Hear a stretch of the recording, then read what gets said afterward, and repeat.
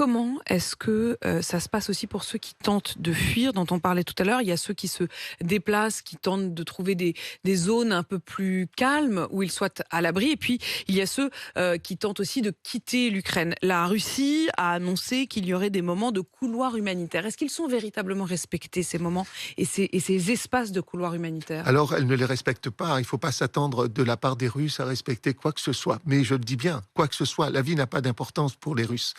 Ils sont sur un logiciel de l'URSS.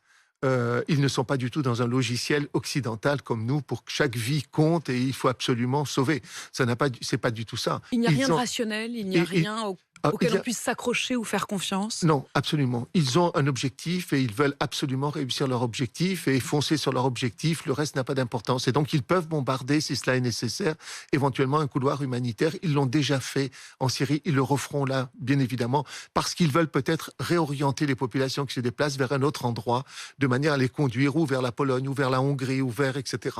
Ils peuvent faire ça. Et ils vont de toute façon instrumentaliser, bien évidemment, ces réfugiés, ces personnes déplacées, pour nous les envoyer et nous poser un vrai problème de l'accueil de 10 millions de personnes. Nous poser un vrai problème, quand ils disent nous, c'est qu'en effet, ils veulent aussi déstabiliser l'Occident, en quelque sorte? Certainement. Et l'arrivée, rappelez-vous, les 1 500 000 Syriens en 2015-2016, on a appelé ça la crise migratoire de 2015-2016, et ils étaient qu'1,5 million, et ça nous a posé un vrai problème. Cette au point fois-ci, que ça on estime à 3 millions déjà le nombre de réfugiés qui auraient quitté. Donc évidemment. 10 millions, c'est ceux qui sont des déplacés, 3 millions, c'est ceux qui ont quitté l'Ukraine. Oui, bien évidemment, et donc il va y en avoir encore d'autres qui vont suivre. Ça va nous poser un vrai problème d'organisation, de prise en charge sociale, prise en charge sanitaire de ces populations. Il faut leur donner du travail, etc. Il faut les loger.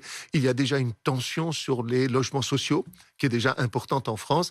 Qu'est-ce qui va en être lorsque nous aurons 1 million d'Ukrainiens qui arriveront? Vous-même, vous faites ce lapsus, mais parce qu'évidemment, ça vous rappelle parfaitement la même mode opératoire et la même logique. C'est exactement la même chose. Et la même crainte humanitaire. Merci beaucoup, Raphaël Pitti, d'être venu dans ce studio ce matin. Je vous